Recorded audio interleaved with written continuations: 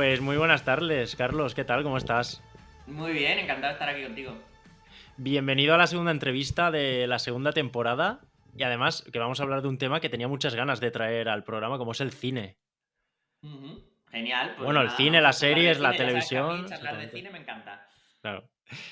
La primera pregunta que le hacemos a todos los invitados: ¿quién es Carlos Brioso? ¡Wow! ¡Hala! ¡Qué existencial de pronto, ¿no? Pues nada, soy un apasionado y loco por el audiovisual, que llevo muchos años dedicándome a él. Hice algunos cursos hace mucho tiempo, acabé trabajando en televisión, he estado trabajando en series de televisión, luego hice algo de publicidad, un poco de online y al final quería sacar adelante proyectos míos, empecé a hacer webseries, proyectos propios, tengo una productora pequeñita y hace relativamente poco empecé a contar un poco cómo es lo que hago y un poco los entresijos de cómo son los rodajes y cómo es una producción por dentro. Y empecé a contarlo en TikTok y ahora, bueno, pues también hago un poco de divulgación de contenido, además de dedicarme a mi trabajo en la productora y hacer pequeñas producciones. Qué guay. ¿Cómo conseguiste ir metiéndote en el mundo del audiovisual?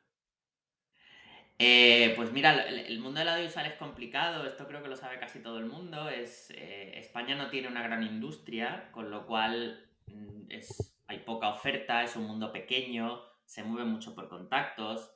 Un rodaje, siempre cuento que un rodaje es una cosa muy delicada a la que no puedes contratar simplemente a cualquiera, porque incluso la última pieza de un rodaje te lo puede complicar. Entonces es verdad que es un mundo en el que, bueno, es un poco endogámico, es un poco difícil entrar. Yo era una cosa que me apasionaba, empecé haciendo cursos y los cursos te llevan a conocer gente que también está como tú, esa gente hace prácticas contigo, sacas un corto, haces proyectos independientes, te metes un poco en ese círculo, esa gente te presenta a otra gente, entras en redes sociales y en grupos de redes que les interesa el audiovisual bueno, en un momento dado, en una serie buscaban atrecistas, yo había hecho un año de dirección artística, había trabajado como atrecista en algunos cortos, presenté mi currículum, me hicieron una entrevista y fue la primera vez que me cogieron en la tele. Y a partir de ahí, bueno, pues las cosas se van haciendo, el camino es el mismo, pero se va haciendo un poquito más fácil. Conoces a gente que ha trabajado en la tele, esa gente de esa serie va a otra serie, algunos se acuerda de ti, trabajo bien contigo, te llama, vas a otra serie de esa otra y empiezas un poco a relacionarte con gente que sabe que hace otros proyectos, que se entera de otro, que sabe que no sé qué sitio están buscando gente, que les faltan aquí o allá, y vas un poco de un lado a otro. Eso que comentas es algo que también había escuchado yo en alguna que otra entrevista, cuando hablaban de la televisión, del cine, etcétera, que se movía mucho el tema de contactos. Por eso me imagino que es lo que comentabas, ¿no? Que es un mundo muy cerrado, porque al final muchas cosas se mueven entre el mismo círculo. Sí, y es verdad que cuando uno cuenta esto suena un poco mal y a la gente le parece como que es muy injusto porque siempre como que planea la sombra del enchufe un poco, y no voy a decir que no se enchufa la gente como en cualquier otro sector, pero realmente cuando decimos que es por contactos no es tanto una cuestión de enchufe, es una cuestión de que cuando han trabajado contigo y saben que trabajas bien y que sacas el rodaje adelante, Van eso es mucho más directamente ya a eso, ¿no? importante que una formación, que un gran curso, porque en el fondo no conoces a la otra persona. Y un rodaje es una máquina muy frágil, muy bien engrasada y que funciona mucho porque la gente que trabaja en el rodaje sabe trabajar bien en equipo. Entonces, muchas veces te da igual que venga un atrecista que ha trabajado en una gran superproducción de Hollywood si no sabes si va a encajar con tu equipo y te va a facilitar el día a día, ¿no? Hablo de atrecista porque es lo que más he trabajado yo, pero da igual, con un eléctrico, con una persona de maquillaje. Entonces, muchas veces el contacto no es porque quiero enchufar a mi amigo, es porque he trabajado con esta persona y funcionamos. Y eso es más importante casi que todo lo demás. Claro, de hecho hay muchos directores que trabajan, te dirían el 99% con muchas veces la misma gente, ¿no?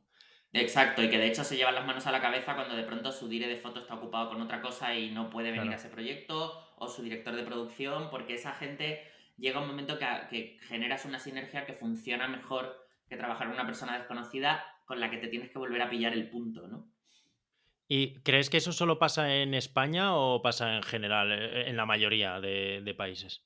No, estoy convencido de que pasa en general. Lo que pasa que ese tipo de cosas se exageran cuando la industria es menor y más precaria. Me explico. Cuando tú estás trabajando bajo mínimos con un presupuesto muy ajustado y algo como perder 2, 3 días de rodaje y tener que repetirlos te puede mandar un proyecto al traste, no es lo mismo que cuando tienes Claro, una gran estructura y te puedes permitir el lujo de que el rodaje sea largo. Eso te da cierto margen de maniobra para contratar un meritorio nuevo o una persona nueva que si no funciona del todo y necesita un periodo de formación o necesita unos días para ser 100% efectivo, a lo mejor en un momento dado, que no lo sé, lo digo un poco de oídas, pero a lo mejor en un momento dado en una producción de Hollywood no importa tanto, te puedes arriesgar.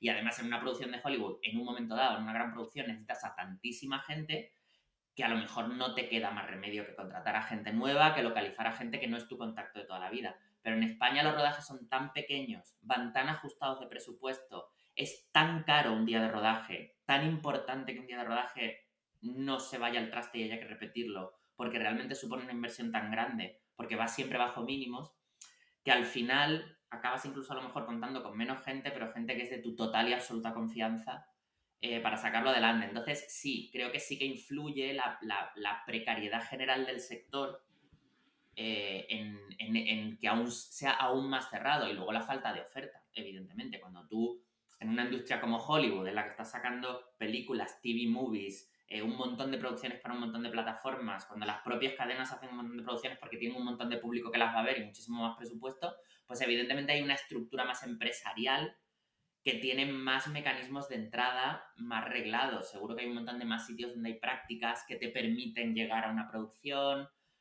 Aquí todo eso es más complicado por el mero hecho de que hay menos.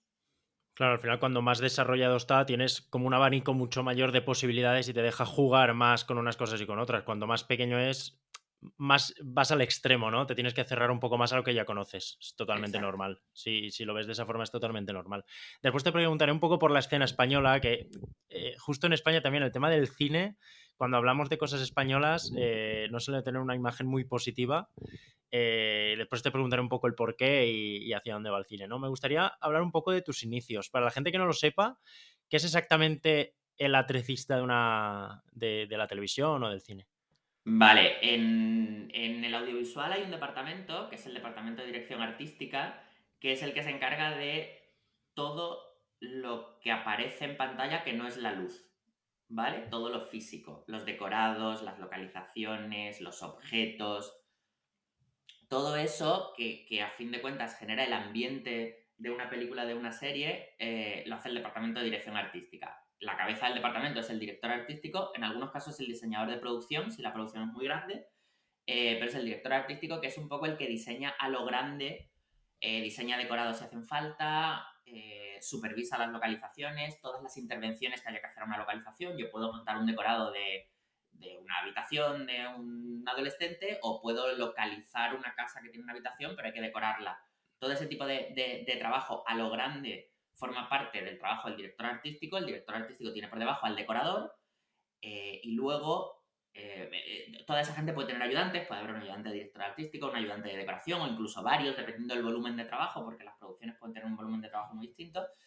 Y luego están los atrecistas. Los atrecistas están a las órdenes de los decoradores y tanto ayudan a montar los decorados previos al rodaje, bajo el criterio y el diseño del director artístico y el decorador, como asisten en rodaje, que es quizá la función principal de un atrecista. Entonces el atrecista es el que vigila todo el atrezo que los actores van a utilizar, es el que se lo entrega, el que sabe cómo se maneja, el que lo mantiene limpio, el que lo mantiene cuidado, el que se lo da al actor y se asegura de que está en las condiciones que tiene que estar para que empiece la escena, el que lo recoge al final del rodaje, se lo vuelve a poner en primera posición si hay que volver a repetir.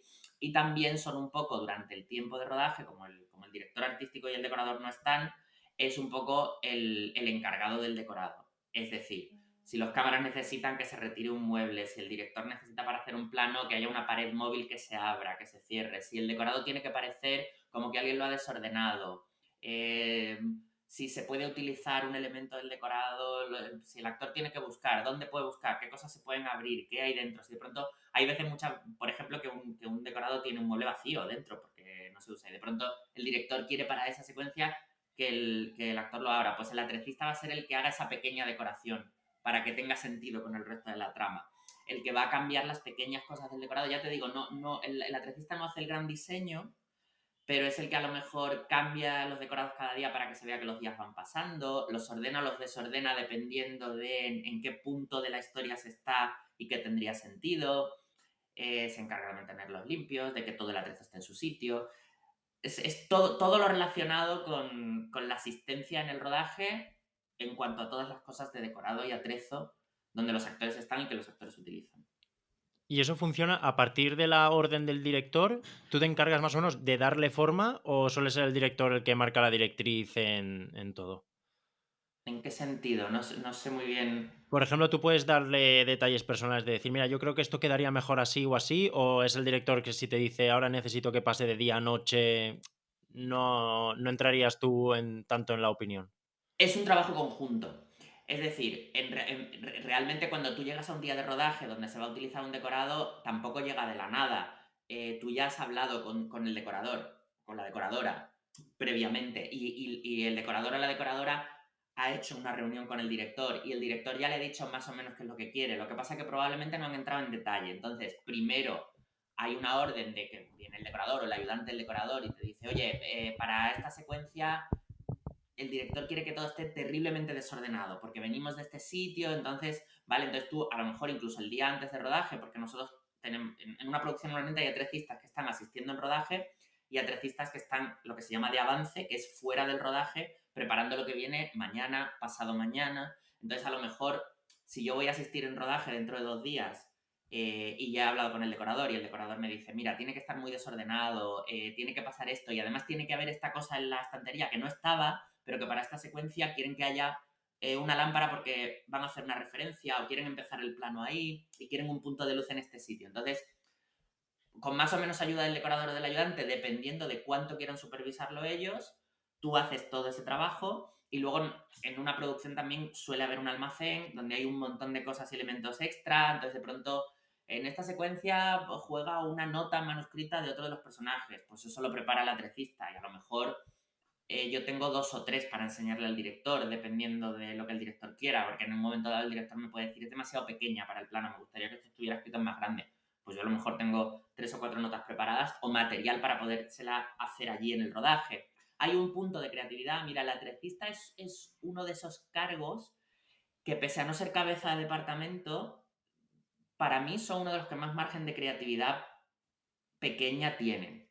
Por ejemplo, si hay un decorado de un comedor y hay una secuencia en la que acaban de comer, es bastante probable que, habiendo confianza en el equipo, esto entronca con la pregunta anterior que me hacías, ni el decorador ni el ayudante de decoración se molesten. Si están haciendo otra cosa, están haciendo otro trabajo más importante, a lo mejor te dejan a ti decorar cómo sería esa sala recién hecha una comida. Y entonces tú eliges qué vajilla pones. Normalmente hay una vajilla propia del decorado, pero decides, habrá varios manteles para elegir o todo ese tipo de cosas. Hay un material que te traen, evidentemente, porque también hay otra persona del departamento que es el regidor. Es mucho más complejo de lo que parece, ¿vale? Claro. Es el que se encarga de las compras, pero a lo mejor toda esa decoración, o imagínate, vamos a decorar una casa como que hay un cumpleaños, y entonces a lo mejor los atrecistas de avance se dedican a hacer pancartas, a poner globos, y a lo mejor como el decorado ha sido diseñado por el director, pero cómo está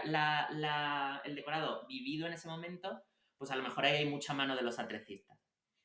Si es una cosa especialmente importante, pues también viene el decorador, entiéndeme, porque queremos que Claro. esto salga perfecto. Pero en algunos casos ni siquiera hace falta, porque los atrecistas, cuando llevas tiempo en una producción, ya tienes también, en ese sentido, cierto criterio. Y luego, efectivamente, viene el director, y el director a lo mejor quiere específicamente una cosa, y entonces en ese momento lo cambias. No, me encantaría que hubiera una montaña de globos, pero en esta esquina, porque quiero hacer el plano desde aquí y quiero llenarlo desde aquí. Entonces en ese momento, mira, yo tenía una jefa que decía, y creo que era muy acertado, que nuestro trabajo es darle al director la mayor cantidad de opciones posible, incluso en un momento dado, darle opciones que no se haya planteado.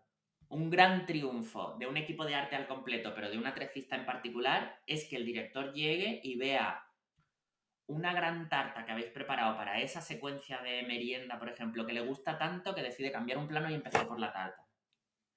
O que de pronto quiere hacer un plano y hay una esquina que está vacía y tú tengas tantos recursos a tu alcance como para decirle, espérate, ¿qué te parece si ponemos aquí este sillón que es de la otra estancia, pero que se podrían haber traído, que tiene sentido Claro, con la historia y que te ayuda a mejorar este plano y rellenamos este hueco que a lo mejor yo como atricista no sabía que tú lo ibas a enseñar?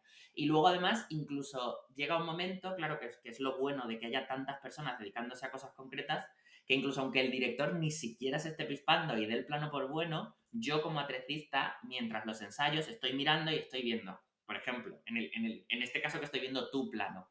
Ay, es una pena porque el cuadro de atrás le hace un poquito de gorro. Yo creo que si cambiamos el primer cuadro por el tercero para que no sea del mismo color que su pelo, se va a ver mejor. Y a lo mejor hago eso y yo tengo que saber que por continuidad puedo hacer eso, que esos cuadros no se claro. han visto otras veces y que de pronto están cambiados de sitio. En un momento dado, si tengo dudas, puedo negociarlo con el script, puedo ir a hablar con el script y decirle, oye, en el plano anterior se vieron los cuadros, porque si da igual, creo que van a quedar muchísimo mejor cambiados. Y a lo mejor llegas incluso a hacer cosas en las que el director ni siquiera está reparando, porque su trabajo es que el actor esté bien, que la interpretación sea buena, y tú estás cambiando cosas del fondo, dándote cuenta de pronto que justo el estante que se ve es el que peor decorado ha quedado y entonces lo cambias por el de abajo.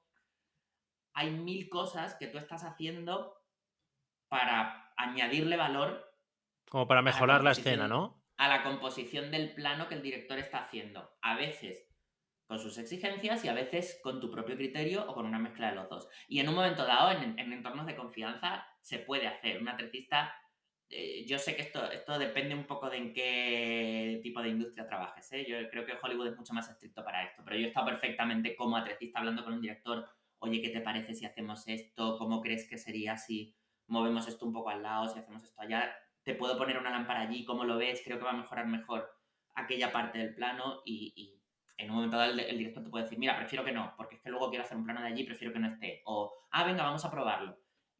Pero es eso, es darle opciones, incluyendo las que no se le puedan haber ocurrido. Claro. ¿Te ha pasado alguna Y vez que tú has intentado dar opciones y te han dicho que no, que lo quiero así y tú has pensado, es que se ve mucho mejor de la forma en que digo yo? claro, muchísimas veces, pero uno tiene que asumir cuál es su trabajo. Claro, Y el director tiene en la cabeza un montón de cosas que yo no tengo. Y eso también es importante. Mira, una cosa que hace que un rodaje funcione muy bien es que cada uno esté intentando dar el máximo de su trabajo, que su trabajo quede lo más estético posible, lo más bonito posible, por supuesto lo más a favor de la historia posible, pero también de la mejor manera, y el director está ahí para poner ese criterio. Por ejemplo, puede haber una manera de maquillar a un actor para que esté más guapo. Es el director el que tiene que decir, es que no quiero que esté más guapo. Es que estamos hablando de que recién levantas por la mañana y quiero que tenga mal aspecto. O en claro, un momento dado una persona de vestuario pueden ver cómo le sienta mejor o se ve mucho mejor el cuello mejor planchado, mejor puesto y puede estar esforzándose y en un momento dado el director puede decirles que no lo quiero, es que prefiero que no, es que en esta secuencia quiero primar esta otra cosa. Y con el decorado igual, y muchas veces ofreces cosas y el director no las quiere, muchas veces porque no le van bien a la historia o muchas veces porque no le van bien al rodaje. No, mira, es que tal como tengo planificado esto, no me importa que se vea esa pared un poco vacía porque prefiero eso, o porque tengo recortado al actor de tal manera que es que quiero hacer eso con ese fondo en un momento dado, ¿no? Fotografía siempre te va a intentar hacer el plano más bonito del mundo, pero no todos los planos pueden ser un atardecer que se te caen las lágrimas. claro. Entonces, aparte del criterio de cada uno, está el director poniendo al final el equilibrio final entre, o incluso muchas veces, fíjate, esto es mucho menos bonito, pero sucede también, es como, sí, quedaría mucho más bonito, pero no tenemos tiempo. Y alguien tiene que priorizar, alguien tiene que decidir Ya. si le dedicamos tiempo a poner el decorado mejor o a, no, mira, vamos a montar este traveling porque va a ser mucho mejor que este plano tenga movimiento. Y ahí es donde tienes que aceptar, bueno, es que es así, yo estoy para ofrecerte las opciones, tú estás para decidir. Claro, es que entiendo que muchas veces se verán esas cosas después de la grabación, ¿no? Y tendrá que ser como en volverla a empezar y algunos dirán, mira, ahora ya está hecho, tiramos para adelante con lo que tenemos. ¿Te refieres a después de una toma hecha, por ejemplo? Claro, exactamente. Claro, sí, ahí es donde está la experiencia, la experiencia de trabajo, ¿no? Cuando tú tienes muchos años de experiencia a tu costa, como atletista o como en cualquier otro puesto, ese tipo de cosas cada vez te pasan menos. Porque ya las sabes de antes y dices, no, no, no. no me voy a dejar engañar. Este plano que dicen que es un ensayo, no va a ser un ensayo, lo van a dar por bueno y yo no voy a poder Claro. poner al fondo lo que quiero o no voy a poder quitar del fondo esta cosa que quiero. Entonces voy a hacerlo ya. Porque esto es otra cosa que pasa. Por ejemplo, muchos directores es muy típico que le hagan creer a todo el equipo que hay un ensayo, especialmente para tranquilizar a los actores o para ganar tiempo en algunos casos. Y a veces el ayudante de dirección te sueltas un ensayo. No te dejes engañar. Muchas veces los ensayos grabados al final acaban en montaje y te condicionan el récord, ¿no? Otras veces, por ejemplo, el atletista está mucho más pendiente que el resto del equipo de si se desafora. Desaforar es que se vea en el plano una parte que no es de decorado. A veces pasa, hay una esquina del decorado y hay muchas veces que como el resto del equipo está otra cosa y no tiene el ojo listo, a veces que el atletista dice un momento, que se nos ve por allí el final de la pared y al fondo hay un telón de croma y se está viendo una esquina por allí, o si la cámara se va a mover. Eso también son cosas que o hacen la toma no válida o a lo mejor la experiencia previa del atletista te ahorra la toma no válida y va y coloca algo para que no desafore, ¿no? Claro, eso como algunos vídeos que se ven, ¿no? Que, por ejemplo, creo que eran Piratas del Caribe, aparecía como la etiqueta de uno de los gorros de los actores o cosas así, que no te das cuenta hasta que pasa. Claro, porque además allí normalmente en rodaje las cosas se están viendo en monitores relativamente pequeños, claro, no lo ves como en la pantallaca de cine y de pronto cuando lo ves en Claro. grande dices, Dios mío, la etiqueta, el reloj, el no sé qué. Entonces es verdad que en ese sentido normalmente cada departamento suele estar pendiente de sus cosas, ¿no? La etiqueta del gorro probablemente será una cosa que vestuario la gran mayoría de las veces no dejará pasar, porque puede que el director no se esté dando cuenta, porque el director está viendo la cara del protagonista, no el gorro del que está detrás. Cosas de ese tipo, ¿no? Entonces, claro, mi trabajo es estar pendiente de que en el decorado no nos pase nada de eso, que no haya de pronto una botella de agua, que alguna vez ha pasado, o un vaso del Starbucks, como ya pasó en Juego de Tronos, y que eso no tengo claro si fue real o fue una estrategia comercial.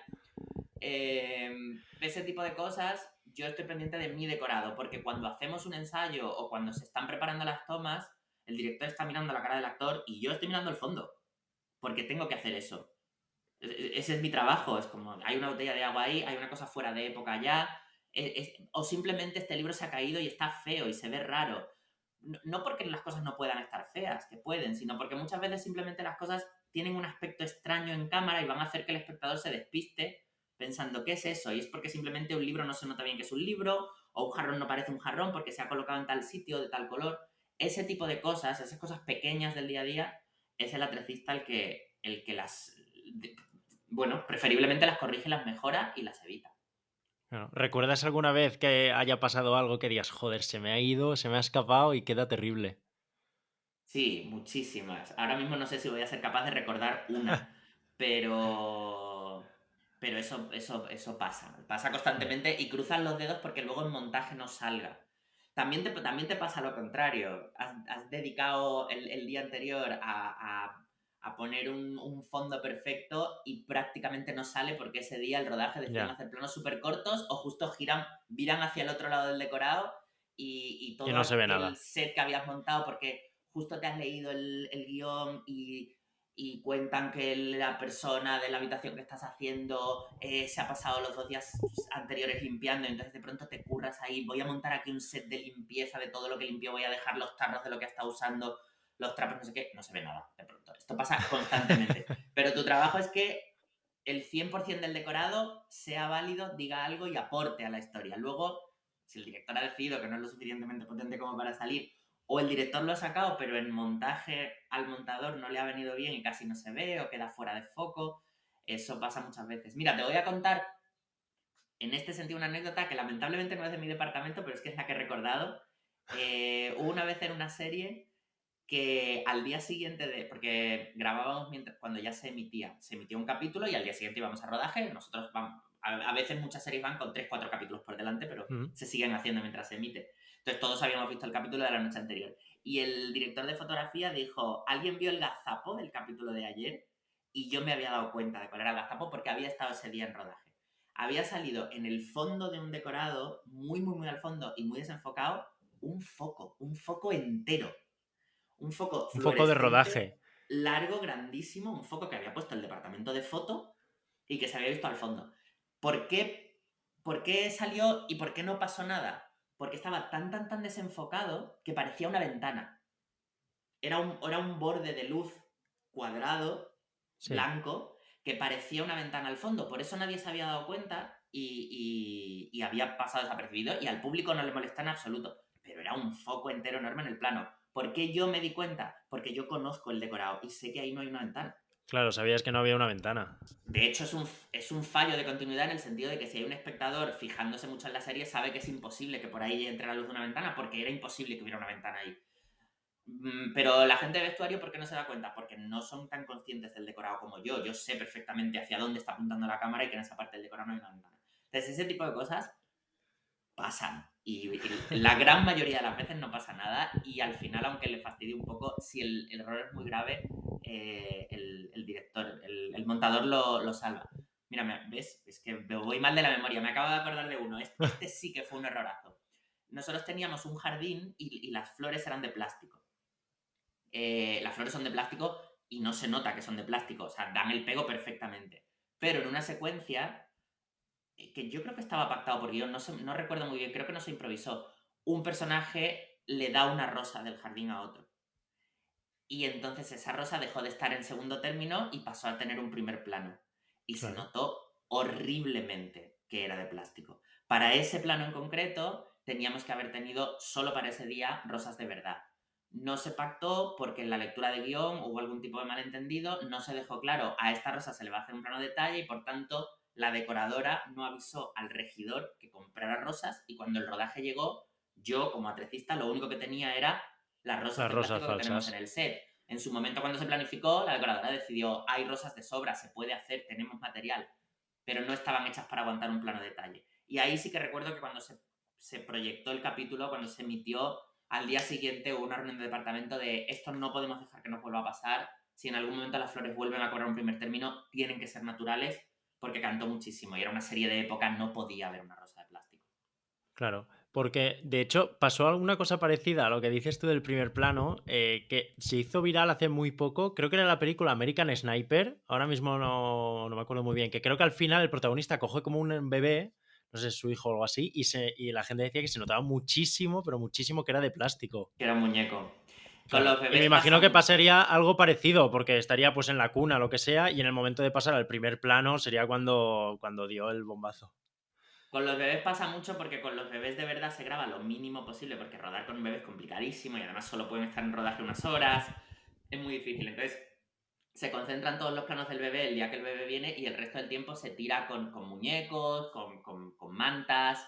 Y entonces, claro, tienes que tener muchísimo cuidado. Entonces, en realidad ese tipo de cosas, porque claro, ese tipo de cosas están pactadas. Ese día no hay, bueno, no sé ese caso en concreto, pero es fácil que ese día no haya bebé en el rodaje. Esto se ha pactado desde arriba y todo el mundo sabe que ese día el bebé es de plástico. Así que el director y el script, que es el encargado un poco de todo lo que sucede en el plano y de la continuidad, tienen que estar muy pendientes de que sepan que los planos que van a hacer van a ser válidos con un bebé de plástico. Y si no, directores y ayudantes de dirección tienen que pedir bebé de verdad para ese día. Si tienen claro que el plano va a ser muy concreto. Entonces, probablemente porque el director estaba pendiente de la interpretación, porque pensaron que pasaría más desapercibido, porque pensaron que ese plano estaba planificado para montarse mucho menos tiempo, por lo que sea, pues al final se coló. No debería haberse colado ni al director, ni al script, ni al montador, ni la revisión que haga el director después. Pero a veces sucede, pues suceden mil Claro. cosas. Ten en cuenta también, y esto es complicado. Mira, esto es una cosa que yo he aprendido en los rodajes y que me gusta mucho porque creo que lo representa muy bien. Yo tuve la suerte de trabajar con una script que es la script siempre, es la script de Pedro Almodóvar. Yo trabajé con ella en una serie en televisión. Es una mujer increíble, de la que se aprende muchísimo, tiene toda la experiencia del mundo. Y le oí una frase que se me quedó marcado y yo la he utilizado luego mucho cuando he trabajado. Porque de vez en cuando el equipo entero se vuelve loco con que no hay raccord, que hay una cortina en el fondo, que la arruga no es como era en el otro plano, que estaba puesta un poco más acá, un poco más allá, que se va a notar que va a haber un salto, o esto de las típicas bebidas, que está más arriba, que luego está más Claro. abajo. Y de vez en Espera, cuando, antes de que continúes, por si. ¿Qué es exactamente el script de la serie? vale, el script, el cargo del script, que en realidad es continuista, pero lo llamamos tradicionalmente el script en España, forma parte del departamento de dirección y es él o la responsable de la continuidad. De la continuidad a todos los niveles. ¿Vale? Entonces, el o la script es típicamente teóricamente el responsable de que haya raccord, que estas cosas típicas de fallos de raccord de Dios mío, el vaso está lleno en este plano, vacío en el siguiente, lleno en el Claro, siguiente, vacío en el siguiente. Eso es un fallo del script, ¿vale? Es un fallo del script y de todos los departamentos implicados. En este caso, si es un vaso, también es de atrezo. Si es un cuello, que en un plano está así y en otro plano está abajo y en otro plano vuelve a estar arriba, es un fallo del script y de vestuario. Pero muchas veces vestuario, atrezo, no puede estar pendiente del monitor todo el tiempo. Entonces, para eso está el script. Y es el que claro, no lo tiene que arreglar él, pero le tiene que decir a vestuario, cuidado, el cuello siempre está abajo, cuidado, esa manga está remangada, esta no, ese tipo de cosas, ¿vale? Pero también de la continuidad general, de la credibilidad de la historia. Por ejemplo, el script es el que te tiene que decir, a mí como adrecista, qué hora tiene el reloj que sale de fondo en este plano. El script se ha empollado el guión más que nadie y a pesar de que nunca nadie en un guión decidió aquí son las 5:27 y allí las 8:23, el script debería saber qué lógica interna de la historia hace que ese reloj deba poner, no, vamos a poner media hora más tarde para que todo tenga sentido, ¿vale? Entonces, esta script que te cuento, si de pronto, que a veces pasa, todo el equipo se atora con, ay, habría que ponerlo un poco más allá, habría que ponerlo un poco más acá, podemos chequear el plano, podemos revisar, normalmente no se hace, pero a veces se hace, se para, se revisan los planos anteriores para que todo tenga continuidad. Y entonces, en un caso concreto, ella dijo esta frase: si alguien se fija en que la cortina no está perfectamente donde debería estar en el plano anterior, estamos haciendo algo mal y no es la cortina. claro, ¿Qué quiere decir esto?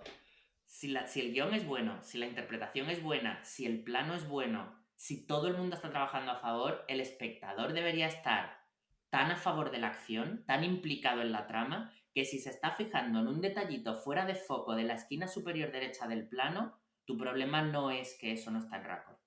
Tu problema es que tu historia no vale una mierda.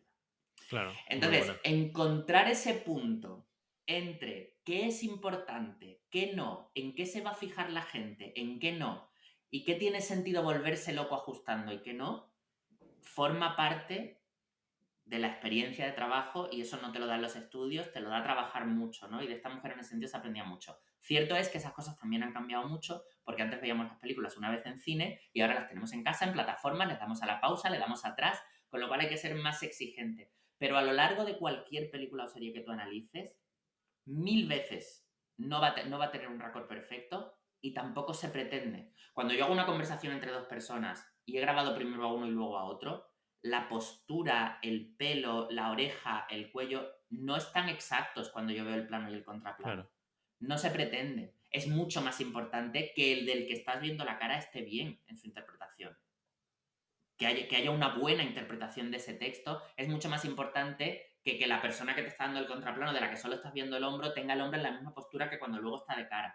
Entonces, muchas veces la gente se queja de cosas sin saber que en realidad, no, ya sé, pero es que yo estoy priorizando cuando monto, cuando dirijo, cuando elijo un plano. Es mucho más importante eso. Me puedo volver loco con que el pelo cuando una actriz tiene el pelo rizado, que es súper difícil que esté siempre igual, el rizo esté perfecto en la oreja, pero si a cambio de eso la persona que realmente está hablando me está diciendo una frase mala porque era el calentamiento, porque era la primera, porque Mm. no tenía las pautas correctas, es muchísimo peor. Entonces, muchas veces el cine está hecho a base de trucos para que tú fijes la mirada en un sitio.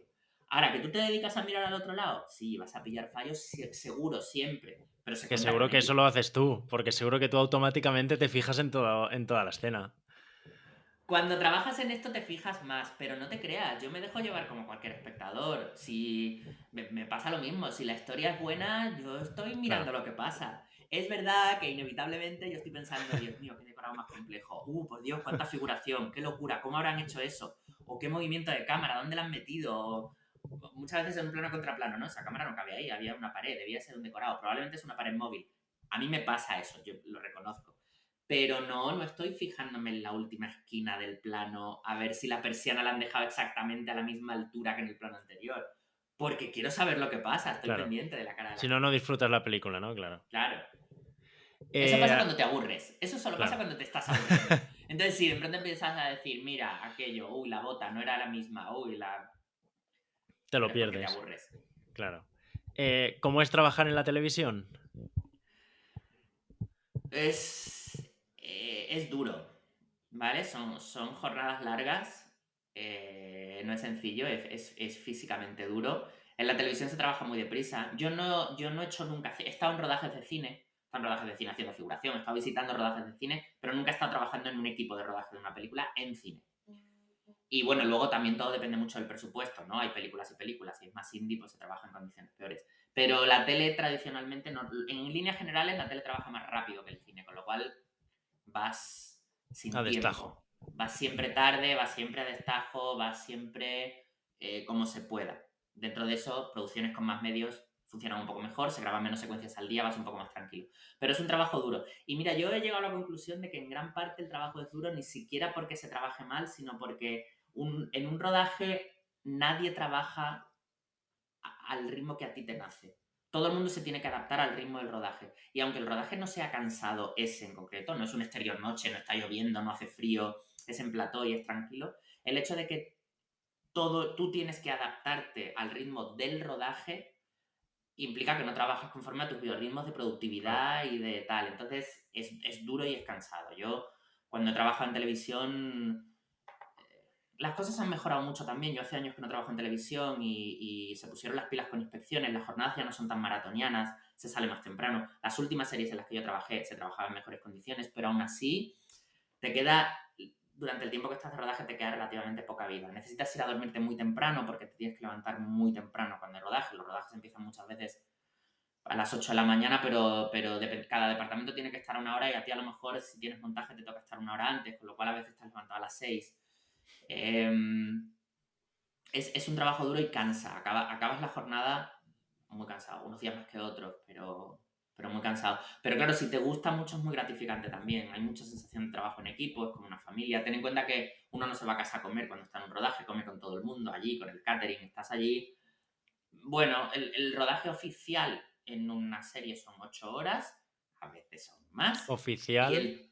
el tiempo, cada vez menos, ¿eh? De verdad que cada vez se cumple más, eso es cierto, pero bueno, a veces son más porque a veces se va tarde, hay que terminar una secuencia, llega la hora, pero no se puede dejar la secuencia sin hacer, más, perdón, más el tiempo que necesitas de llegar antes, que para cada uno es distinto. La gente de maquillaje, por ejemplo, se levanta a lo mejor a las 5 de la mañana porque igual la convocatoria si es, digo una actriz porque generalmente llevan más tiempo en maquillaje y peluquería que los actores, aunque a veces también, puede tener que estar citada 2 horas antes de que empecemos. Con lo cual, si el rodaje empieza a las 8, la actriz está citada a las 6, el de maquillaje está citado a las 6 menos cuarto. Claro. El atrecista puede tener que estar media hora antes, 1 hora antes, 2 horas antes, dependiendo de qué montaje hay, de si es en decorado, de si es en localización. Sí, hay otra gente que no, hay otra gente que a lo mejor llega directamente al rodaje. El director a lo mejor está citado directamente al inicio del rodaje. Más luego el tiempo que se acaba. Cuando dan el último corte, yo no me voy a casa. Recojo el atrezo, lo clasifico, lo ordeno, recojo el decorado si tengo que recoger, si las paredes se han movido, si la posición de cámara está en un lado o en otro. Son jornadas largas y son duras. Hay gente que lo acaba dejando no porque no le guste, sino porque es un poco esclavo. Claro. ¿En qué series has trabajado tú? Yo hace mucho tiempo que no trabajo en series conocidas. Que la gente conozca, y la gente joven probablemente no las conocerá, pero bueno, las más potentes que os pueden sonar son El Barco en Antena 3 Mm. y La Señora en Televisión Española, que era una serie de época, era para otro público, era un poco para gente más mayor, pero que tenía una producción también muy cuidada. Yo he tenido la grandísima suerte de trabajar en esas dos series que desde el punto de vista de dirección artística eran de lo más potente y especial que se ha hecho en España. El Barco porque era ciencia ficción, que en España se ha hecho muy poco, y teníamos un decorado gigantesco de un barco de verdad montado dentro de un plató completo, o sea, subías y bajabas por plantas de barco construidas en plató, era completamente espectacular y permitía hacer unos planos de Steadicam seguidos increíbles. Y teníamos una cubierta con un falso exterior rodeada de croma, o sea, era muy especial. Y La Señora porque estaba ambientada en los años 20 y teníamos un montón de decorados de época, en una época además que no se ha tratado mucho, no hay muchas producciones ambientadas a principios del siglo XX, que era un trabajo súper especial de documentación, teníamos atrezo que eran verdaderas antigüedades, que había que cuidar muchísimo, que solo dejábamos que se sentaran los actores porque eran muebles de la época y ese tipo de cosas cuando trabajas como atrecista en un departamento de dirección artística tratando de dar credibilidad a una cosa que o es época o es ciencia ficción, como era el caso del barco, daba para mucha creatividad y era muy especial. Claro, Luego he ¿recuerdas? hecho algunas otras, pero algunas eran como actuales, que no tienen un trabajo de dirección artística súper especial, porque eran, bueno, pues un piso, una casa, Mm. una tienda, que son cosas como más básicas. ¿Recuerdas alguna escena que te haya resultado particularmente difícil o algún tipo de escena que te resulte complicada de conseguir? Mira, en el barco, por ejemplo, eran especialmente difíciles, pero terriblemente divertidas cuando había tormenta. Porque claro, el decorado no se mueve. Entonces, Claro. las tormentas, por supuesto, los planos exteriores que se hacían muchas veces en CGI, veías el barco dando bandazos, pero dentro del decorado, que no había dinero para hacer un decorado con un sistema hidráulico que se moviera, era cuestión de que los actores se fueran moviendo y de que nosotros moviéramos el atrezo. Entonces teníamos hilos, sedal, hilo transparente tirando de cuadros, de cosas que estaban colgadas, y entonces estábamos escondidos en distintas esquinas. A veces para hacer ese tipo de secuencias, normalmente en rodaje suele haber 2 atrecistas, a lo mejor ese día teníamos que ser 4, y estábamos tirando a distintos sitios para que las cosas se movieran, zarandeando cortinas, tirándoles a lo mejor a los actores cosas encima, como desde la planta de arriba que les caían. Eh, entonces, con todo eso y todos los departamentos, todos a una, se va generando esa ilusión de la tormenta. Entonces era muy gracioso porque cuando era simplemente movimiento así un poco de marejadilla, pues bueno, más o menos vas moviendo. Pero cuando eran realmente grandes tormentas, teníamos a un ayudante de dirección gritando ¡derecha! ¡Izquierda! Y todos hacíamos el movimiento al mismo tiempo hacia el mismo sitio. ¡Pum! Las cortinas se movían hacia allá, el actor hacía como que se caía hacia allá. Desde ese lado tirábamos un par de tazas. Y entonces son muy complicadas. Imagínate lo que supone hacer una toma y luego volver otra vez todo a primera para hacer la segunda toma de lo mismo, vuelve a recoger todas las cosas, elige cosas que no se rompan, las que se van a romper ten cuidado de tener 6 o 7 iguales para poder repetir 6 o 7 veces. Recuerdo una tormenta en la que era un delirio, estaban operando de apendicitis al capitán del barco mientras había una tormenta al mismo tiempo, porque todo tenía que ser como muy dramático. Y entonces teníamos, el capitán estaba en una camilla, tenía una prótesis hecha por el departamento de efectos especiales, que era como una abertura en el abdomen de la que salía sangre, y a la otra actriz, la que la estaba operando, pero necesitaban que hubiera tormenta, que todo se moviera, que fuera muy difícil. Entonces me tocó a mí como atletista, yo estaba debajo de la camilla del capitán, zarandeando la camilla, mientras me caían chorretones de sangre falsa por aquí encima de lo que iba chorreando de la camilla, que cada vez había más, porque cada vez que repetíamos, claro, a él le limpiaban un poco la parte de arriba, pero toda la parte de detrás del actor, la que está tomando la camilla, aquello cada vez era más un charco Iba para ti, claro. gigantesco. Entonces me iba como cayendo encima y yo mientras cada vez que decían bandazo, a la derecha, a la izquierda, iba como moviendo para que los otros hicieran un poco el acting de que todo se movía, ¿no? Entonces, ese tipo de cosas son especialmente complicadas, pero muy divertidas. Qué bueno, no, eso mola mucho. Por lo menos ya que es complicado, te lo pasas muy bien. Sí, sí, sí, sí. Y me imagino que esa sería una producción también que tendría bastante presupuesto. Habrás trabajado en algunas que habrás tenido que inventarte cosas para salir del paso. Sí, claro, el barco es un poco un extremo. El barco es una de las series más caras que se han hecho en España. De hecho, el barco se canceló no porque no tuviera audiencia, sino porque con el presupuesto que tenía era tan alto que o hacía un share de audiencia De la brutal hostia. o se cancelaba. Entonces tenía muy buena audiencia, pero en cuanto bajó un poquito, la cadena la canceló y se canceló a la tercera temporada. Y luego, claro, luego a cambio yo he hecho producciones mías, webseries con presupuestos mínimos, como La Supercafetera o Drácula el vampiro gallego, que están en YouTube, y ahí he hecho de todo, porque además las escribía yo, las dirigía yo, pero evidentemente yo no tenía ni departamento de arte, ni decorador, ni atrecistas, sino que lo sacas tú todo adelante y ahí tienes que tirar de ingenio, de saber lo que eres, lo que puedes hacer con los recursos que tienes y te toca hacer todo. Claro, en una serie como esa, en una web serie, yo no me puedo permitir estar debajo de una camilla zarandeándola porque soy el director, necesito estar fuera. Entonces, Claro. bueno, pues tiras de recursos, tiras de amigos y evidentemente haces cosas a un nivel mucho más bajo. ¿Y cómo es eso de pasar de ser atrecista a director? ¿Cómo es ese cambio para ti?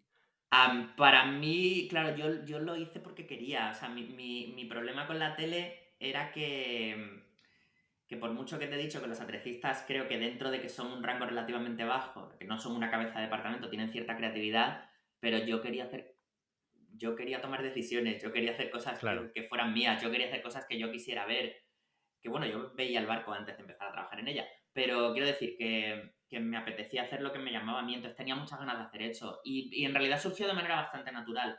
Yo trabajaba todavía en la tele, llegó un verano en el que todos estábamos en el paro, porque esto es otra cosa que pasa cuando trabajas en el audiovisual, que es muy inestable, los proyectos se acaban y de pronto pues hay unos meses que no estás trabajando. Coincidió que no estaban trabajando otra gente que yo conocía, que formaban parte de mi círculo de amigos, actores. Yo conozco actores porque llevo mucho tiempo haciendo cortos, los cortos son de equipo, de actores, de gente que conoce, entonces tengo amigos actores, tengo amigos directores de foto, operadores de cámara, y estábamos varios sin trabajo todos. Y entonces a otro colega y a mí en aquel momento pues se nos ocurrió, ¿por qué no hacemos una webserie? Algo sencillito, así, para pasar el verano y entretenernos un poco entre todos. Y tiramos de nuestros colegas que conocemos. Y aquello fue tan especial para nosotros, nos gustó de lo que estábamos haciendo, empezó a tener visualizaciones, parecía que tenía un cierto éxito, una cosa muy moderada, pero bueno, que surgía, que eso se convirtió en La Supercafetera, fue una webserie que estuvimos 8 años haciendo. Y yo seguía trabajando en la tele. Yo el barco, o sea, la Supercafetera empezó antes de trabajar en el barco, por ejemplo, y llegó un momento que poco a poco a aquello le queríamos dar una oportunidad. Yo tenía muchas ganas de hacer proyectos que fueran míos, de hacer cosas que yo supervisara todo el proceso creativo, y acabé dejando la tele, monté una pequeña productora. Es cierto que nosotros no hemos... Con esas pequeñas producciones yo nunca he ganado dinero, de hecho siempre lo he perdido, pero montamos una pequeña productora, hacemos vídeo corporativo, vídeo online, vídeo publicitario a otro nivel, vídeo para empresas, que nos permite financiar nuestros propios proyectos y no es tan esclavo como la tele, que era lo que te contaba antes, que prácticamente tú te metías en una serie 6 meses y esos 6 meses sabes que no vas a poder hacer prácticamente nada más que estar en la serie, porque es cansado, es duro, son muchas horas. Estar en una serie trabajando a trejista y al mismo tiempo escribiendo un guión o rodando otra cosa es poco viable. Se puede hacer, pero requiere mucha energía. Entonces, bueno, pues me aparté de los rodajes grandes a cambio de hacer rodajes más pequeños que yo controlaba. Y hemos hecho también, por ejemplo, webseries, pero de encargo para otra gente, webseries para empresas, a modo formativo, pequeñas ficciones, de las que evidentemente ahí sí que sacamos beneficios que nos permiten hacer otras cosas que nos apetece hacer. Claro, mola, ¿no? Y lo que tú comentas, tienes el control. Y es que entiendo que es difícil trabajar en series de televisión por lo que comentas de, bueno, pues a lo mejor estás trabajando en el barco cierto tiempo, otro estás en el paro, pero en el momento en que cancelan la serie, no puedes hacer mucho más, salvo esperar a la siguiente oportunidad. Tanto Sí, tú como actores, como directores, etcétera, etcétera, etcétera. sí que es cierto que los equipos es fácil que si tú mantienes el contacto, o sea, a mí, por ejemplo, después del barco, mi equipo de arte me llamó para lo siguiente. Lo que pasa que yo había decidido este proyecto propio y monté mi propia productora. No, es muy fácil que los equipos se vayan casi completos de producción a Saltando producción. de una a otra. Claro, cuando el director de arte le llaman para el siguiente proyecto, salvo que haya habido algún problema contigo, es fácil que te llame. También es cierto que de un proyecto a otro le pueden cambiar las condiciones. Hay proyectos de 6 o 7 atrecistas, hay proyectos de 4 atrecistas, entonces alguien se queda fuera, eso te puede pasar. Pero bueno, es fácil que si entablas una relación de confianza, las cabezas de departamento se lleven a sus ayudantes y a toda la gente que tienen por debajo del departamento en la medida en la que puedan. Claro. Una cosa que has comentado, por ejemplo, hablábamos del barco que se había cancelado porque no había llegado al share que se prometía, ¿no? O que debería estar. Si no recuerdo mal, hoy me ha parecido leer que la televisión creo que ha dado unos mínimos históricos en cuanto a audiencia. Tú, por ejemplo, a día de hoy, ¿ves la televisión? Casi nada. O sea, y eso me imagino que habrá cambiado, ¿no? Antes la vería mucho más que ahora. Claro, claro, es que eso ha cambiado muchísimo, pero además es que eso ha ido cambiando un poco sin parar, desde cuando en España solo teníamos una cadena de televisión y los shares eran del 90%, Claro. eh, o del 100 incluso, porque el share es la cantidad de toda la gente que está viendo la tele, con lo cual tenías el 100. Luego llegó las cadenas privadas y todo eso fue bajando, y shares que se consideraban en un momento dado más que aceptables, de pronto se bajaron muchísimo. Es como, no, ya lo acepta. O sea, un buen share ya no es un 50, es un 20. Mm, Y luego de pronto ya no era un 20, era un 9, porque eso va cambiando constantemente. Lo que pasa es que, claro, es un modelo que funciona en base a la publicidad y lo tienen complicado. Se van a tener que inventar otra cosa. Porque evidentemente el anunciante tú le puedes explicar es que hay mucha menos gente viendo la tele y el tipo te puede decir que sí, pero te va a decir sí, pero voy a pagar menos, porque si le llego a menos gente no tiene Exactamente. ningún sentido que te siga pagando una millonada por ponerme aquí, ¿no? Entonces, eh, bueno, vivimos en un... Yo iba a decir que estamos viviendo un cambio de modelo. Ya no sé si decirte que vivimos en un constante cambio de modelo, porque hace mucho tiempo que esto cambia. Y hoy son las plataformas, pero a lo mejor mañana tampoco son las plataformas. Hoy precisamente hablaba con una amiga que está muy metida dentro del audiovisual, desde la parte de la financiación y tal, y me comentaba, las plataformas habían impuesto estos últimos años un modelo que era como que ya que las cosas casi ni se estrenan en cine, ¿no? Porque la plataforma quiere tener la exclusiva de mostrarte esta cosa. Exactamente. Y ella me decía, pues hasta eso que nos parece tan nuevo está empezando a volver a cambiar. Porque las plataformas se están dando cuenta de que incluso aunque las producciones las financien ellos, una película hace tanto en el cine que les sigue compensando volver a las ventanas de ventana de cine, luego ventana de plataforma. Con lo cual, ella decía que creía que era probable que este modelo que hemos vivido estos últimos años de estreno simultáneo o incluso no llega ni a cines, va directamente a la plataforma, que las plataformas lo han usado para que te suscribieras a ellas porque era la única manera de ver eso, ahora se están dando cuenta de que cuando lo ponen en cine le ganan el dinero del cine y además les hace la promoción previa para cuando luego llega a la plataforma y también en la plataforma se ve más. Con lo cual, las reglas cambian casi de mes en Continuamente. mes y esa gente que sí que sabe lo que está haciendo, que yo de marketing no sé nada, ellos mismos te van contando una cosa y al año siguiente te cuentan otra y prueban una fórmula diferente. Pero es obvio que la tele se va a tener que reinventar. Yo veo muchísimo más contenido en plataformas hoy que en tele. Vamos, es que la tele prácticamente como tal no la veo. Claro, no, y además que el contenido que se ha quedado en la televisión es como, eh, bueno, lo que mucha gente dice, mucha telebasura, ¿no? De programas de corazón, etcétera, que son así para ver un rato y cambiar y ponerte a otra cosa.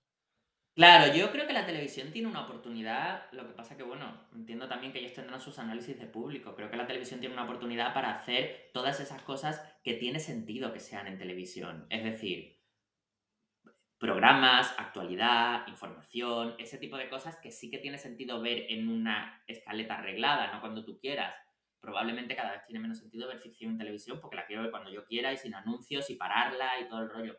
Pero yo sí que creo que hay oportunidad y sí que creo que no necesariamente tiene que ser telebasura. Yo creo que se pueden hacer realities y programas de entretenimiento que no necesariamente sean malos de calidad.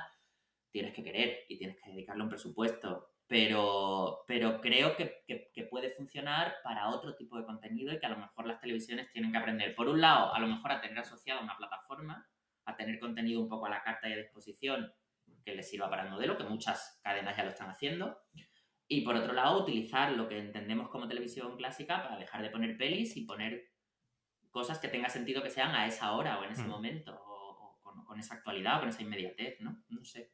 Es complicado.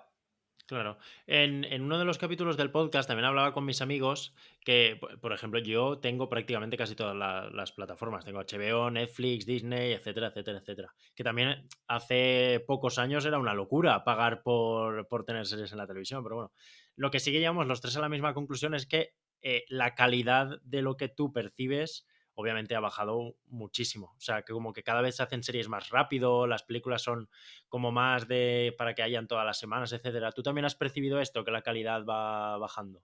Sí, lo que pasa que, ¿sabes lo que pasa? Que hay un problema. Yo tampoco soy un experto en esto, pero alguna cosa de comentarios o de que leo porque me resulta interesante también sé. Hay un problema, las plataformas a día de hoy son deficitarias. Netflix no gana dinero. Netflix no ha ganado dinero desde que empezó este modelo de expansión mundial. Entonces, esto es un problema. O sea, no se pueden permitir hacer Juego de Tronos sin parar, porque por muchos Claro, suscriptores que tengan, no se financia. Entonces, esto es un problema. Porque no es un tema de ahora quieren ganar cada vez más dinero y han bajado la calidad. No, no, no. Es que el modelo es deficitario y en algún momento van a tener que empezar a ganar dinero porque si no van a quebrar todas. Entonces, claro, hemos vivido una especie de época dorada de las series porque las plataformas querían llamarnos la atención y han hecho su grandísima inversión, pero es un modelo que no se puede mantener, ni siquiera mundialmente. O sea, y fíjate que, por ejemplo, Juego de Tronos tuvo un éxito mundial que probablemente justificó el gasto. Pero incluso así, es que no todas las series las ven en todos los países como para justificar lo que valen. Y como tú dices, tienen que ofrecerte varias cosas. Tiene que haber estrenos nuevos, porque si no, a todos nos ha pasado también que nos quejamos de la calidad, pero también entramos y es como, jo, no hay nada nuevo, jo, lo que quería ver ya lo he visto. Exactamente. Entonces, el nivel de exigencia es muy alto y ojo, que no quiero tirarme piedras contra el propio tejado, no quiero que suban de precio las plataformas porque es una locura pagar todo lo que pago. A mí me pasa como a ti, las pago casi todas. Claro. Pero la realidad es que no ganan dinero. Es que hacer una producción es muy caro. Es que es muy, muy caro. Y las series son muy, muy caras porque el cine es más caro en comparación. O sea, por minuto de metraje, el cine ha costado más que una serie normalmente, ¿eh? Un minuto de Juego de Tronos ha costado más que muchas pelis, pero en líneas generales. Eh, entonces, un minuto de cine es más caro. Pero es que el cine son 2 horas. Es que una serie son 7. Claro. Es que la cantidad de dinero que cuesta hacer 10 capítulos es que es mucho dinero. Es muy caro. Entonces, bueno, las plataformas van a tener que encontrar una manera de mantener el atractivo sin gastarse tanto dinero.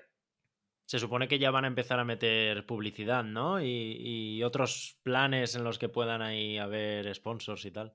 Algo de eso he oído, algo de eso he oído. Yo creo que se tienen que volver más creativos con la publicidad. Entiendo que la tengan que meter, pero más que ponerte anuncios como si fuera la tele, porque no creo que el público lo acepte, tiene que ser más algo más de product placement bien trabajados, contenido apoyado por una marca a cambio de otra serie de cosas, pero tienen que volverse más creativos con la publicidad, yo creo. Tenemos que aprender a hacer una publicidad menos intrusiva, que sea menos molesta, que de hecho, de algún modo, queramos ver el contenido y no solo no nos importe, sino que nos pueda interesar en un momento dado la publicidad o el producto al espectador. Que en eso también se está trabajando, ¿eh? Porque cada vez son más personalizadas, cada vez hay maneras más creativas de meter algo de publicidad, pero bueno, sigue siendo un tema complejo.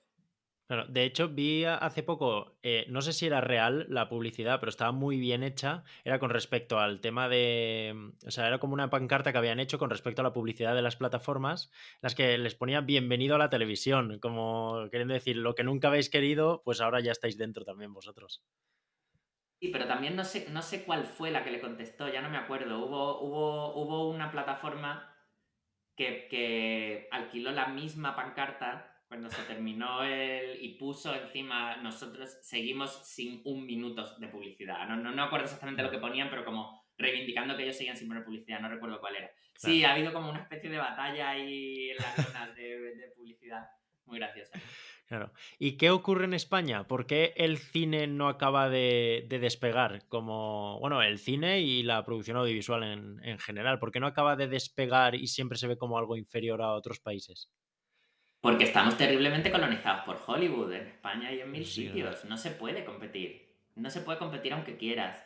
Mira, yo estoy harto de oír esta típica historia de las ideas no valen dinero, si la idea es buena, si el guión es bueno, no necesitas hacer una superproducción. Vale, vamos por partes.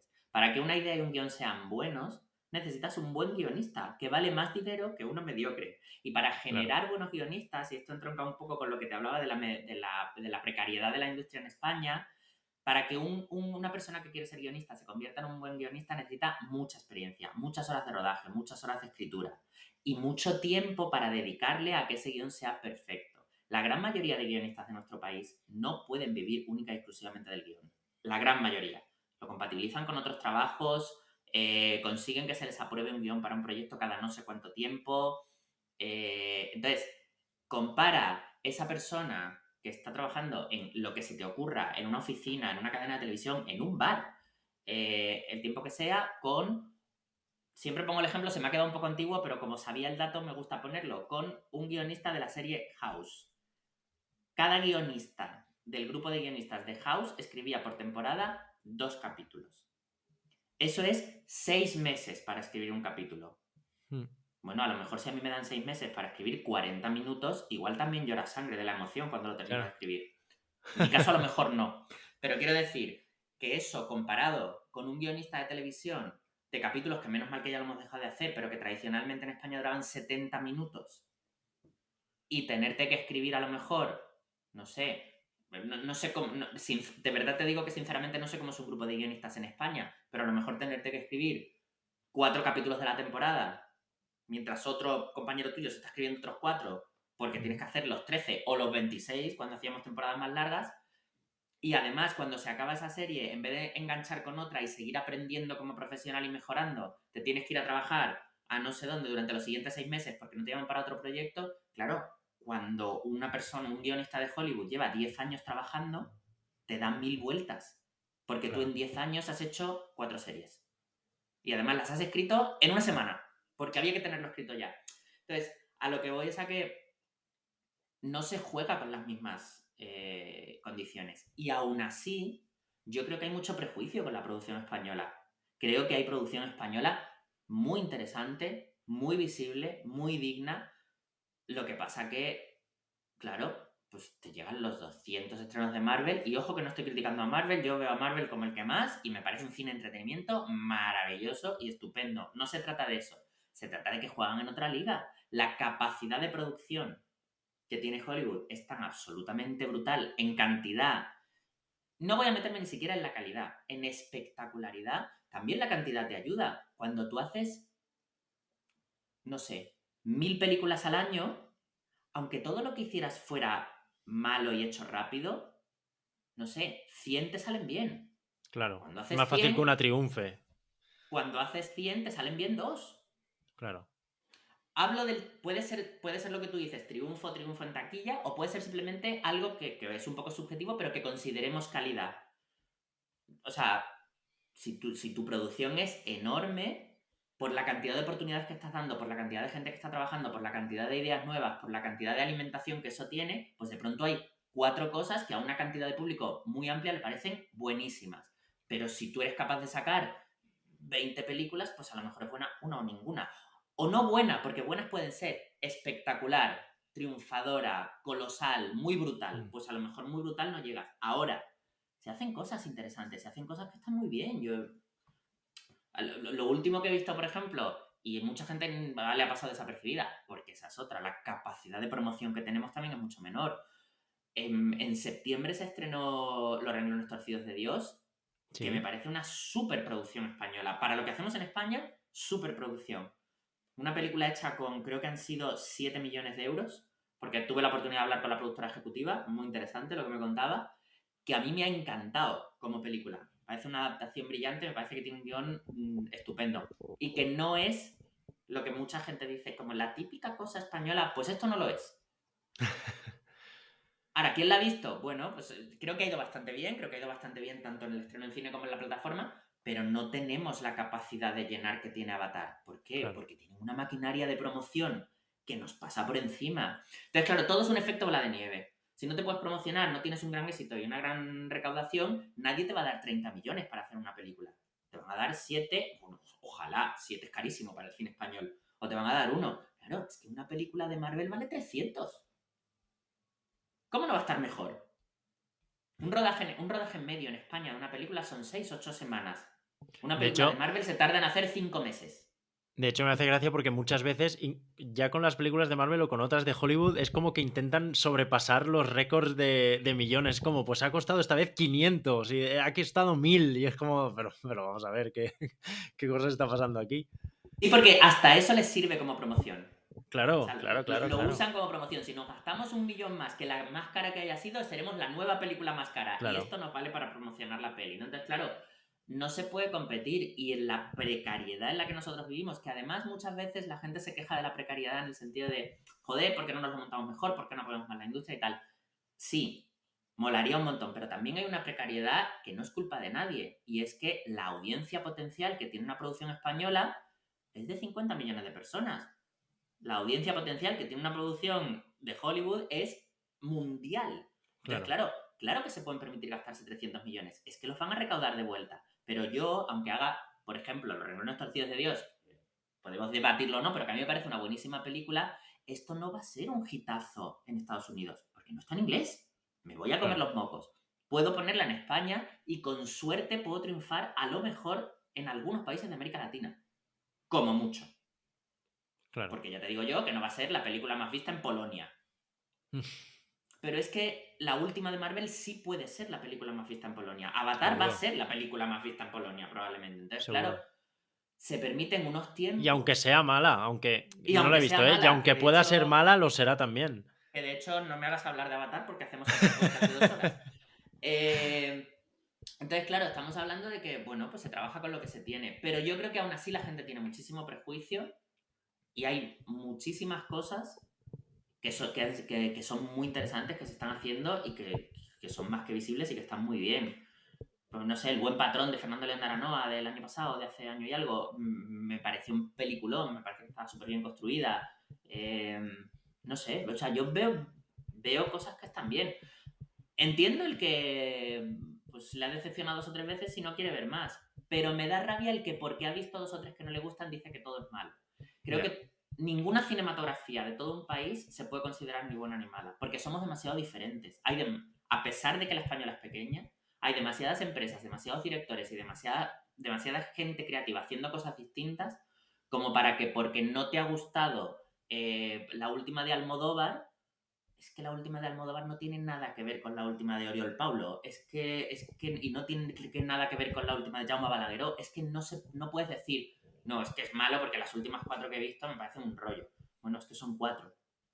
Es que de pronto hay otra que no tiene nada que ver. Entonces, lo que sí que me gustaría es que dejáramos, en la medida de lo posible, de tirar piedras contra nuestro propio tejado. Y bueno, pues si cada uno no lo quiere consumir, está en su derecho. Pero dejemos por lo menos de tener el prejuicio de que va a ser malo porque es español. Porque deberíamos dejar que nos sorprendiera. Español, Claro. francés, búlgaro, ¿eh? O sea, no lo digo porque seamos nosotros Mm. y tengamos el deber de hacerlo, sino porque pierdes la capacidad de dejarte sorprender por algo que de pronto puede ser muy especial. ¿Crees que por eso también están tan, incluso te diría, hasta ridiculizados muchas veces los premios Goya? Y que nunca pueden llegar al nivel de los Oscars. Es más o menos parecido, ¿no? Los Oscars siempre se ve como la gala de las super galas. Y por ejemplo, cuando llega aquí los Goya, mucha gente que está esperando a ver quién está ahí para reírse de los chistes que cuenta. Puede ser, bueno, es que estamos en lo mismo. El problema es que nos han puesto un estándar desde fuera porque lamentablemente Hollywood se lo ha montado para marcar el estándar de lo que entendemos por cine, tanto en premios como en producciones, como en creatividad, incluso en narrativa. ¿No te pasa algunas veces que ves una película de pronto caes en una película sueca o italiana y de pronto, independientemente de que te guste más o menos, es como, esta gente narra distinto? Sí, claro. Es que tenemos hasta interiorizada la manera de narrar americana. Es tan lamentable que entendemos mejor películas de Hollywood que muchas veces películas españolas o francesas. No, yo creo que pasa un momento y te das cuenta cuando vives en Hollywood prácticamente. O sea, a mí me pasó, por ejemplo, cuando fui a Nueva York de viaje, recuerdo estar por la calle y decir, es que esto lo he visto en una película, es que esto es de una serie tal. O sea, cuando tú mismo vas por la calle dándote cuenta de lo que has visto en Hollywood, es como decir, ya está dentro de cada cabeza. Claro, cuando tu idea de la Navidad Claro, es el árbol de Rockefeller Center en lugar de el Belén de tu casa, ha sido claro. culturalmente colonizado. Que bueno, que no pasa nada, que elegimos el entretenimiento y no hay problema, pero habría que ser conscientes de eso para entender que evidentemente los Goya, la gala de los Goya no va a estar a la altura de la gala de los Oscars, que ojo, podemos criticar la gala de los Oscars mucho, ¿eh? Pero bueno, no va a estar a la altura, como tampoco está la de los César en Francia, como no están los BAFTA en Reino Unido, y aún así los BAFTA, porque Reino Unido tiene una potencia de creación y una riqueza de país mucho más alta que la nuestra y también se puede permitir exportar mucho más que nosotros. Evidentemente, también la industria cinematográfica británica en general es superior en cuanto a presupuestos y a recursos. Pero incluso así, todos somos ínfimos comparados con la industria de Hollywood. Y fíjate el cine latino, por ejemplo, tío, que compartimos idioma y ni siquiera nos llega. Claro, No es verdad. sabemos cuál ha sido la mejor producción de México el año pasado. De pronto nos llega una cosa que se hace súper potente, que por fin tienen medios de promoción y entonces consiguen estrenarla en otro país y te llama la atención y nos llega como un poquito lo mejor de lo mejor, una peli mexicana, una peli argentina, pero cine boliviano, ecuatoriano, chileno, no hemos visto nada, tío. Y sin embargo nos hemos visto hasta el último telefilm cutre que han hecho en Hollywood. Porque nos lo pusieron en Antena 3 ayer por la tarde. Exactamente. Incluso cosas malas. Entonces estamos completamente colonizados. Estamos comparando con un estándar que es injusto compararse, al que no podemos llegar y que además es culturalmente distinto. Que no pasa nada. A mí me parece bien que las culturas se comuniquen y se relacionen. No creo que no debamos ver cine americano, ni muchísimo menos. Pero bueno, tenemos que asumir Que no es lo mismo. Que Yo entiendo que el no se espectador puede tampoco tiene comparar, por qué claro, hacer este trabajo, ¿no? El espectador quiere que le entretengan y ve lo que le gusta claro. y lo que le gusta es eso, y ya está. Yo no estoy pidiendo que la gente haga el esfuerzo de ver cosas que le resultan aburridas, que no conectan con él o que no le interesan. Solo estoy pidiendo que no perdamos la capacidad de darle una oportunidad, de dejarnos sorprender. ¿Que no te gusta la última serie española que se ha hecho y el primer capítulo la quitas? Ok, cero problema. Pero ponte a verla. Déjate sorprender. Porque a lo mejor alguna está bien. Fíjate lo que hemos hecho con La Casa de Papel. Y podemos Mm. criticar mucho La Casa de Papel desde el punto de vista creativo, ¿eh? O sea, yo no creo que sea una cosa perfecta, ni muchísimo menos. Pero La Casa de Papel se ha convertido en un fenómeno mundial. Mundial. De vez en cuando hacemos cosas que están bien. La Casa de Papel es una serie muy visible. ¿Te puedes creer que no Mm, lo he visto? Creo que seré el único del planeta que no lo ha visto. es posible. Yo la he visto muy tarde, ¿eh? La vi cuando estaba terminando. Pero la vi. Y tengo mis críticas, ¿eh? O sea, no estoy diciendo que guau, qué guay somos. Pero es una cosa, por fin hemos hecho algo que es muy visible, que tiene calidad, que es exportable, que se notó muchísimo. Como ejercicio, si te dedicas al audiovisual, ver La Casa de Papel es muy curioso, porque ves la temporada uno que se hizo con el dinero que tenemos aquí, era una serie de alto presupuesto, pero para estos estándares, y luego ves la temporada 3 cuando Netflix metió pasta y se hizo a la americana y dices, ah, amigo, Y pues es ya verdad que cambia. podíamos hacer las cosas mejores y más espectaculares y más chulas y mejores decorados y más potencia y más localizaciones y una foto más chula. Claro, dale dinero. Y a lo mejor, yo no sé si han cambiado de equipo técnico, probablemente eran los mismos. Yo he trabajado en series distintas con el mismo equipo, con resultados radicalmente opuestos, porque el dinero y el tiempo que teníamos era muchísimo mayor en una que en otra, y los directores de foto eran los mismos, y el equipo de arte era el mismo, y una serie tenía una calidad estupenda, y la otra era una cosita de, bueno, no. Claro, es normal.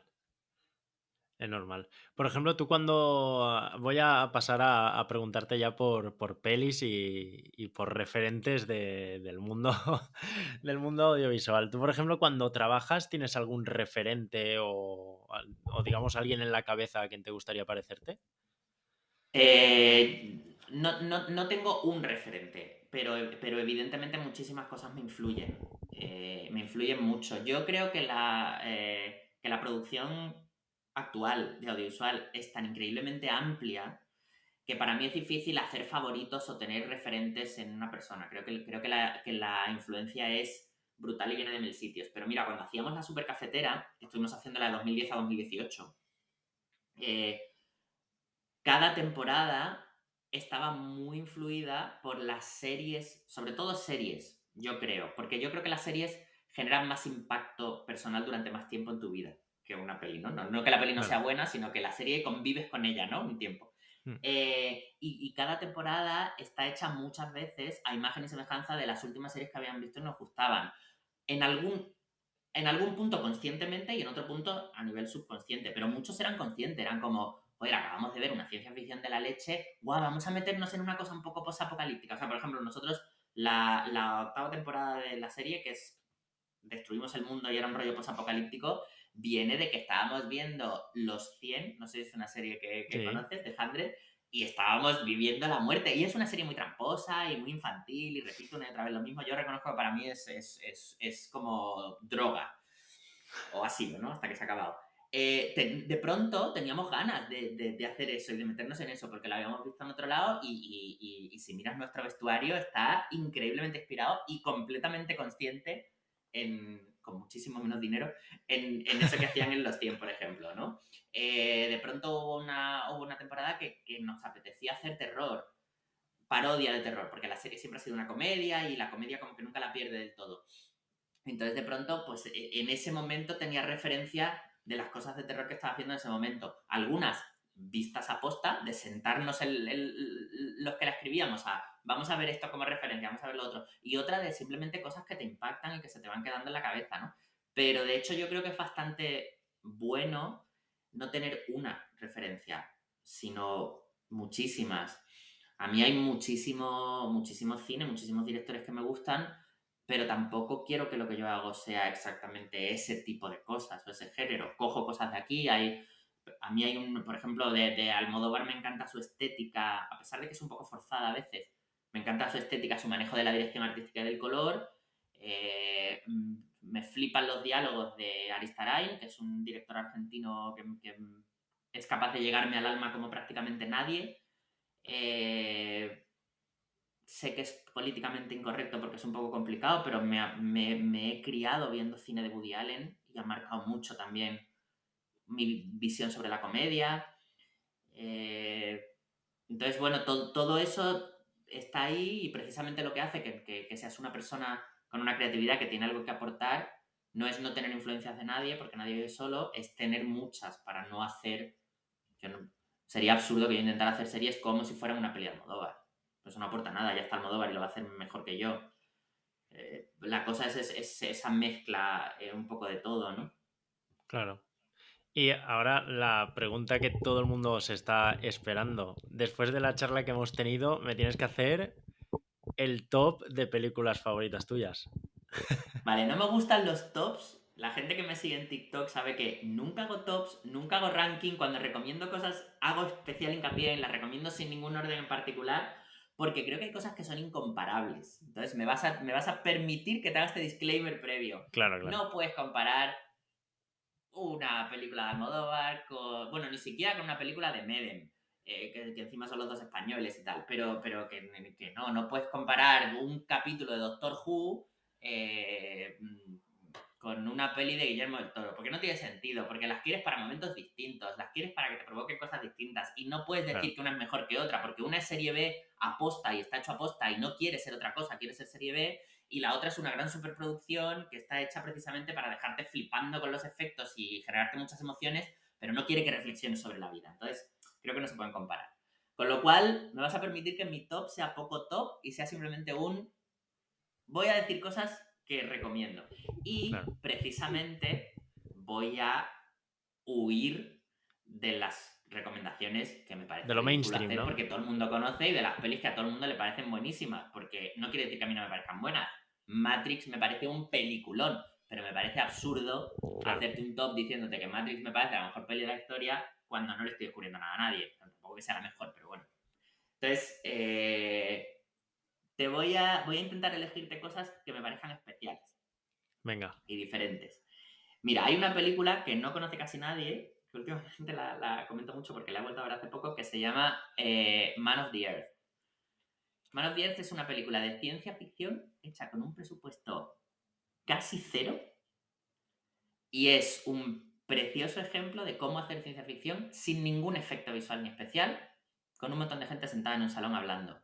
Brutal, absolutamente brutal. Está en redes porque es una cosa que se hizo con muy poco dinero y se convirtió en una película de culto y ahora mismo la única manera de verla es descargada por ahí. El director ha agradecido que la gente la comparte y la descargue porque ha sido la manera en la que se ha hecho popular. Tiene Claro. ya unos años, ¿eh? Y fue un proyecto de un tipo que se llevó como, no me acuerdo, como 10 años de su vida escribiéndola y de hecho la terminó en su lecho de muerte escribiéndosela a su hijo, terminando de escribirla porque era el proyecto de su vida. Y mucho tiempo después, cuando ya el autor del guión había muerto, se llevó a cabo la producción, que está grabada en casa del director, es su casa, porque no tenía dinero, con, sí, actores que consiguió, que eran buenos actores, pero de colegueo y tal, y me parece una peli muy especial. Y voy a intentar enrollarme menos y ir un poco a lo que vamos, no voy a hablar tanto de las demás. Cosas que recomiendo. Eh, eh, Los renglones torcidos de Dios, creo que es Sí. una de las últimas producciones españolas que merece muchísimo la pena y que creo que si te vas a ese tipo de cine, que también es otra cosa que te encaja el cine, thriller, no saber muy bien qué está pasando, estas tramas que tienen giros de guión, que son un poco tramposas, que te ocultan una cosa, te enseñan otra y te tienen siempre mareado, que a mí es un cine que me encanta, porque me encanta jugar a saber qué está Claro. pasando. Creo que Los Renglones Torcidos de Dios es muy buena. Eh, Hay una peli española que me gusta mucho, que ya tiene sus años, de Trueba, que se llama La niña de tus ojos, que creo también que injustamente no se conoce mucho. Es una peli con una producción cuidadísima y que creo que tiene una fórmula de guión y de comedia magistral. Y solo por ver a Penélope Cruz vestida de flamenca cantando una copla en alemán, ya merece la pena. Solo por este momento Eso ya se completamente gana la delirante, película. creo que hay que verla. Llevo tres. Llevas tres, ¿Qué llevas más te tres. digo? Que sea así un poco... no completamente mainstream. A mí me gusta mucho el cine de Aristarain, es un director argentino que no es muy conocido. Y podría recomendar, tiene ya años también. Te estoy recomendando todas cosas como muy. Bueno, Los Regalos Torcidos de Dios no, esa es de este año, Esa es más pero nueva. muy vieja. Martín H. Es una película de Juan Diego Botto, Federico Lupi, Cristina Roth y Cecilia Roth, perdón, que me parece brutal. Me parece brutal las interpretaciones que hay ahí. ¿Qué más? Me he quedado en 4. En 4. Te faltaría una para el 5 ya. A ver, y para recomendar una quinta. Ah, ¿sabes una peli que me flipa muchísimo y que mucha gente la criticó y tal, pero que me parece brutal? Drácula, de Coppola, de los 90. Me parece que es una de las escasas ocasiones, y por esto me parece que es digno de recomendar, una de las escasas ocasiones en las que una adaptación a cine mejora muchísimo el libro. Sí, ¿no? Sí, creo que Drácula es. Bueno, yo como he hecho una webserie sobre Drácula, el libro me lo conozco por delante y por detrás, lo he leído muchas veces. Además, formó parte de un proyecto que hice cuando estudiaba dirección artística de ambientación, el tratamiento del vampiro y tal, que es una cosa que también me fascina mucho porque fue como el primer monstruo clásico que no era simplemente horror y feo y terror, sino que tenía ese halo de seducción y convirtió el terror en algo un poco más sofisticado en su momento. Y me atrae mucho desde el punto de vista de la literatura, desde el punto de vista del cine, la figura del vampiro. Y Drácula fue una de las películas que se hicieron más fieles al libro, en el sentido de que pasa lo que pasa en el libro, porque durante los Dráculas anteriores de Bela Lugosi, de esta gente, eran fantasías donde se inventaban la trama y hacían un poco lo que les daba la gana. Y esta es de las más fieles y sin embargo introdujo un cambio terriblemente pequeño, entre comillas, que es que convirtieron la relación entre Drácula y Mina, el personaje femenino, en una relación romántica real. Hicieron un romance sobrenatural que en el libro original no está y creo que le da una dimensión a la película que convierte todo lo que pasa, que los hechos son los mismos, en otra cosa. Le da un significado muchísimo más brutal. Entonces, las dos o tres pequeñas cosas que cambió me parece que la convierten en una cosa muchísimo más profunda y que han contribuido a generar el concepto del vampiro que tenemos hoy en día, mucho más sofisticado, mucho más romántico y no sé, mucho más paradójico en el sentido de que es un monstruo y es la perdición, pero al mismo tiempo te atrae y tal. Porque en el libro simplemente él de algún modo como que la embruja, la posee, pero ella no genera sentimientos por él y cambia por completo la historia. Y luego es que tiene una dirección artística esa película. O sea, a mucha gente no le gustó porque es muy teatral, porque Coppola decidió hacer los efectos visuales como se hacían antiguamente y todo es mecánico y no hay casi nada, todo es muy de decorado, todo es muy falso, aposta, a propósito, terriblemente falso, mucho cartón piedra, mucha idealización de la época victoriana, los vestidos son imposibles, los decorados están súper idealizados, pero todo eso se hizo aposta para darle esa atmósfera un poco surreal y a mí me parece que es un alarde, que es precioso. Mucha gente la critica precisamente por eso. Qué bueno.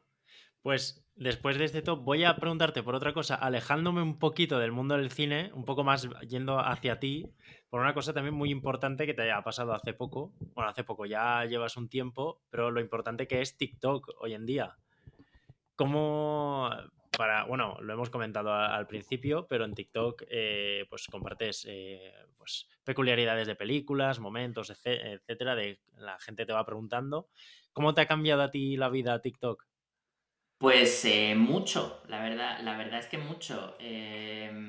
Yo empecé en TikTok hace ahora 2 años subiendo la última webserie que habíamos hecho, que estaba subida a YouTube y decidí subirla a TikTok también para ver qué tal iba. Funcionó muchísimo mejor que en YouTube. Tuve que remontar todos los capítulos, tenía 30 capítulos, como TikTok es una red de vídeo corto, se Claro. convirtió en 140. Tuve que remontarla por completo, fue un poco locura. Y la subí a TikTok y al mismo tiempo que la subía iba contando cosas de cómo habíamos hecho algunas cosas. Como era de un vampiro, pues cómo habíamos hecho la sangre, cómo habíamos hecho los colmillos, cómo habíamos hecho tal. Y eso empezó a generar una cosa completamente orgánica de gente preguntando, oye, ¿y cómo, y en el rodaje qué pasa cuando no sé qué? ¿Y cómo se hace tal? ¿Y cómo iluminas? ¿Y cómo...? Y prácticamente me dedico a responder preguntas que la gente tiene, curiosidades, cosas de cómo funcionan los rodajes por dentro, de cómo es la profesión, bueno, cosas como las que hemos charlado tú y yo hoy. Y eso ha generado un crecimiento solo, completamente ajeno a mí, que me ha colocado donde estoy ahora y ha conseguido pues hacer colaboraciones con marcas, que me inviten a estrenos, que me inviten a rodajes, que me inviten al Festival de San Sebastián. Yo no había ido nunca al Festival de Cine de San Sebastián, no había podido ir, y este año he estado de la mano de TikTok y de la mano de Warner, que me llevó a ver el estreno de Los Renegados Torcidos de Dios. Estoy haciendo una colaboración con Cinesa, les hago el contenido de la cartelera semanal gracias a que me conocieron en TikTok y que han querido colaborar conmigo. Están surgiendo un montón de oportunidades de hacer cosas. Estoy aprendiendo muchísimo porque, claro, la gente me pregunta cosas que forman parte de mi trabajo y que ya sé, pero la gente me pregunta muchas cosas que no son de mi departamento y de mi experiencia particular, con lo Claro. cual investigo, pregunto, hablo con gente que conozco, navego por internet, localizo cómo se ha hecho. Muchas de las cosas que cuento son making ofs, entrevistas, porque claro, si hablo de pronto de una peculiaridad de una película de Hollywood, evidentemente yo no he estado, no sé cómo se hacía, entonces lo busco, lo averiguo, estoy aprendiendo muchísimo. Tengo una comunidad que sinceramente, yo no empecé esto en pandemia, que mucha gente en TikTok empezó en pandemia, yo empecé un poco más tarde, pero también me ha ayudado a nivel personal, también ha habido momentos, la pandemia a todos nos ha sentado un poco mal a la cabeza y ha habido momentos en los que te has sentido un poco aislado, un poco solo. Sí, Nosotros tuvimos además, el trabajo se paró por completo porque nuestros vídeos, los vídeos corporativos que nosotros hacemos, muchos los hacemos fuera de España o viajando por España, los viajes se pararon, hemos tenido años muy duros de no tener trabajo y TikTok me ha ayudado a estar en contacto con la gente, a hacer un directo, charlar un rato, estar aquí hoy contigo y charlando con otra persona que no conocía y tener la oportunidad de hablar de algo que me gusta y que me apasiona, descubrir cosas, responderle a la gente, que también ellos me cuenten cosas. O sea, que ha sido mucho a muchos niveles. Y es verdad que al principio era simplemente un tiempo que yo sacaba extra de las cosas que tengo que hacer para llenar de contenido, pero como ahora también están surgiendo oportunidades de colaborar pues con distribuidoras, con productoras, con plataformas que les interesa mi contenido y que quieren que hagamos cosas juntos, también estoy empezando a dedicarle un tiempo profesional a eso, que ahora me puedo permitir con la productora que tenemos, que tengo con mi socio. Él sigue más pendiente de esa parte corporativa que seguimos sacando, en la que yo también colaboro y en la que yo también trabajo, pero ahora le dedico mucho tiempo a ese contenido en TikTok para tratar de conseguir la mayor cantidad de contenido, la mayor calidad, que esté más trabajado, que tenga más claro. tiempo, que esté más estudiado. Estoy muy contento con lo que está pasando con TikTok, mucho. Y me ha dado hasta ahora solo satisfacciones, la verdad. Claro. Y tú, por ejemplo, a nivel personal, ¿cómo se gestiona pasar a tener tantos seguidores? Lo que tú dices, poder ir al Festival de San Sebastián, poder hacer cosas que antes a lo mejor pues lo tenías en tu cabeza, pero podías pensar, pues imposible que llegue a esos sitios así, entre comillas, tan fácil, ¿no? De pues que me inviten a ir, que no sé qué, qué tal. Pues si la pregunta es cómo se gestiona, no se gestiona. Uno flipa y tira para adelante. O sea, soy completamente sincero. No lo gestiono, va sucediendo. Esto ha sucedido hace relativamente poco. Yo empecé a colaborar con Cinesa la primavera pasada. Lo de San Sebastián ha sido este septiembre.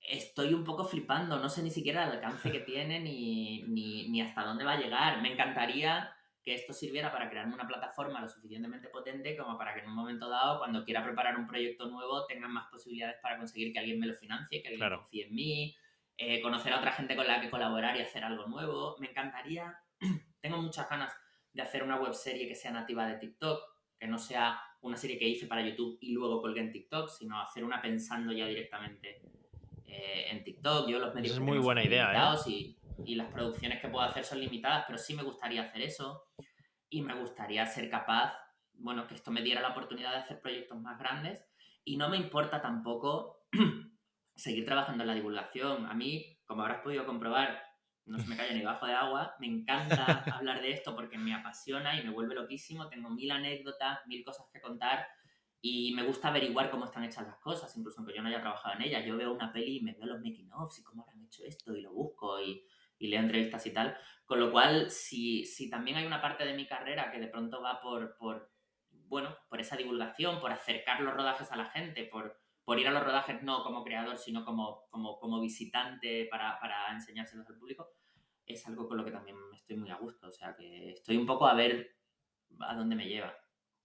Qué guay. No, es que mola mucho porque a mí me gustan mucho las redes sociales. Y sí que es verdad que hay mucha gente que ha nacido en las redes sociales, pero hay mucha otra que yo creo que es tu caso, en el que tú empezaste a trabajar en el mundo del audiovisual y gracias a TikTok pues te ha permitido potenciar eso y dedicarte a muchas más cosas dentro del mundo audiovisual que te apasionan. Y eso está muy guay, porque Sí. ves además que la persona lo disfruta y que dice, joder, este pequeño cambio que empecé a subir vídeos, etcétera, me ha llevado hasta donde estoy ahora y a saber hasta dónde me lleva. Y eso mola muchísimo. Y eso, la verdad que se ve mucho en tus vídeos y tal que te gusta hacerlo y que lo vives mucho. Yo es que creo que en redes sociales creo que no funciona si no te apasiona muchísimo, porque la constancia que necesitas es brutal. O sea, yo tengo subidos más de 600 vídeos. Si te dedicas a hacer una cosa en redes sociales porque lo quieres petar, pero el tema no te apasiona y simplemente te lo quieres preparar, sí, puedes hacer un mes de buen contenido, 2, 3, 6 meses, pero llega un momento que no puedes seguir porque te tiene realmente que gustar muchísimo. Estás todo el día, yo estoy todo el día viendo comentarios, pensando en responder a preguntas, veo Claro. una serie y pienso si la quiero recomendar o no. Y es una cosa que me nace porque me interesa. Ya es Si yo no, automático, ¿no? claro, si yo no consumiera tantas series, si yo no consumiera tantos cines, si yo no viera tantas cosas, si no me planteara cómo se hacen, haría mucho tiempo probablemente que se me habría agotado, no sabría qué más contar. La gente muchas veces me dice, ¿no te agobia no tener más cosas que contar? Y siempre pienso, es infinito lo que puedo contar, porque yo no estoy dando clase, yo no te estoy contando lo que es un plano, que cuando te he contado todos los planos que hay ya están todos. Es que hoy hablamos de lo que han hecho en no sé qué peli, es que hoy hablamos de esta serie nueva que ha hecho un tratamiento temporal que no había hecho nunca, es que hablamos de esta cosa que pasa con este actor y con aquel director. O sea, es completamente infinito y como me gusta me entero. Entonces, Claro. pues se alimenta un poco solo, ¿no? Yo creo que las redes suponen una exposición personal tan grande que te tiene que apasionar mucho de lo que hablas, más cuando es algo tan concreto como yo. Hay gente que simplemente comparte su vida en redes y habla de lo que ellos quieren y está bien, pero yo que lo que hago es como muy de nicho, muy Mm. específico, o te flipa o supongo que acabas cansadísimo de esa cosa. Claro, exacto. Exacto. Pues, Carlos, hemos llegado ya a la última parte del podcast, en la que también tienen que pasar todos los invitados. Ya dejamos a un lado el tema del cine y Ok, pasamos a las tres partes que son obligatorias. a ver, uff, qué miedo. La primera es que es el momento que hagas spam y publicidad de lo que quieras. O sea tuyo, de un amigo, de una serie, de una peli, lo que quieras promocionar ahora. Pues mi spam está muy claro. Yo creo que si a la gente le interesa el cine, le interesa un poco saber esas curiosidades, ahí está mi cuenta de TikTok, @carlosbrioso. Hombre, un spam más específico que me gustaría hacer es que estoy muy orgulloso de Drácula el vampiro gallego, que es una webserie muy facilita de ver, muy divertida, de capítulos tan cortos que se pueden ver en TikTok, que se ve muy rápido y que estoy especialmente orgulloso de cómo nos quedó. Es una adaptación del Drácula victoriano. Yo siempre digo que Drácula el vampiro gallego es lo que habría ocurrido si Bram Stoker, el autor de Drácula, en vez de ser un irlandés victoriano, hubiera sido un millennial de Albacete. En vez de haber hecho Drácula, habría hecho Drácula el vampiro gallego, que es un Claro. vampiro gallego, bloguero del siglo XXI, que se mueve por las redes sociales y entonces es un juego de adaptar toda la historia de Drácula a una historia cambiada de época, género, país, o sea, porque es comedia en vez de terror, actual en vez de victoriana, española en vez de británica, y que sinceramente te digo que creo que estoy muy orgulloso de esa escritura y de lo que supone, y también de la reflexión y del mensaje que lanza, que es un mensaje distinto al que lanzaba la obra original. Lo he aprovechado para hablar de otra cosa, sobre todo Claro. reflexionar sobre el miedo al diferente y el por qué nos acojona tanto cuando alguien se sale un poco de los estándares, que me parece que es una cosa que está de rabiosísima actualidad y al mismo tiempo es terriblemente divertida, si la quieres ver como entretenimiento. Qué guay. Pues esa sí que me la veré. Esa te digo yo que le echaré un vistazo. Yo no obligo a nadie a que la vea, pero si la Pero, ves, por favor, cuéntamelo. Si la ves, claro, sí que pido, por favor, que me digan qué les ha parecido. por supuesto. La segunda parte es que toca hacer recomendaciones. ¿Vale? Una de ellas es una película, pero bueno, ya me has dado 5, así que solo Ujú. faltan las otras. Faltaría un libro, una serie y un videojuego. Serie, no sé si te quedarías con Drácula, el vampiro gallego. Es un poco como demasiado interesado, ¿no? Recomendar mi propia serie. Eh, Es imposible, o sea, quiero decir, hay 1.000 millones de series. Yo consumo muchísimas series, soy un flipado de las series. Necesitaría casi como 5 o 6 opciones también, pero Claro. bueno, O alguna que creo guardes con que, cariño, por ejemplo. creo que una de las series del año ha sido La Casa del Dragón, por ejemplo, y creo que ha redimido el mal que hizo el final de Juego de Tronos. ¿Te puedes creer que me quedé en el capítulo 4 porque no conseguí avanzar? ¿En La Casa del Dragón, en serio?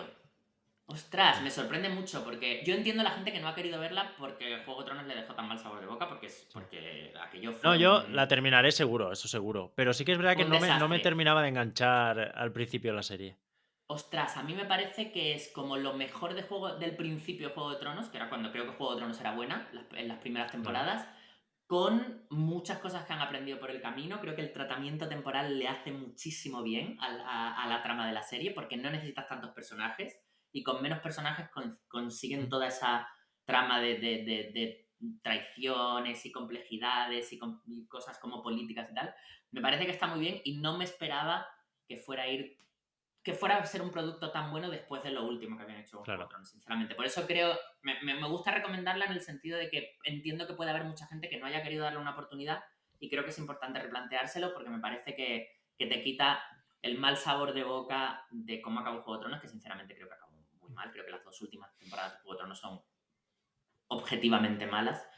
Y esto me parece que es una manera de reencontrarse otra vez con una mitología que era muy interesante y creo que es una trama muy buena. Entonces, por eso me parece que puede ser una buena recomendación. Ya te digo, hay pues muchísimas más que podría recomendar. claro. Pues solo faltaría Eh, el libro y el videojuego. vale, libro. Pues mira, hay un libro que es de los pocos libros, porque yo no tiendo a no repetir las cosas, no suelo repetir libros, series y películas, no lo suelo volver a ver porque tengo la sensación de que hay tantas cosas por ver que no puedo repetir, tengo que ver Claro. algo nuevo. Pero un libro que me he leído varias veces es un libro de Eduardo Mendoza, tiene ya un montón de años, se llama Sin Noticias de GURB. Es un libro muy cortito, una novela muy corta que es terriblemente divertido, de reír a carcajada, de tener que parar de leer porque te estás riendo. Y me ha amenizado muchos veranos de estos tontos largos, de, me voy a leer esto otra vez y me río durante 2 o 3 días. Qué bueno. Así que ahí queda.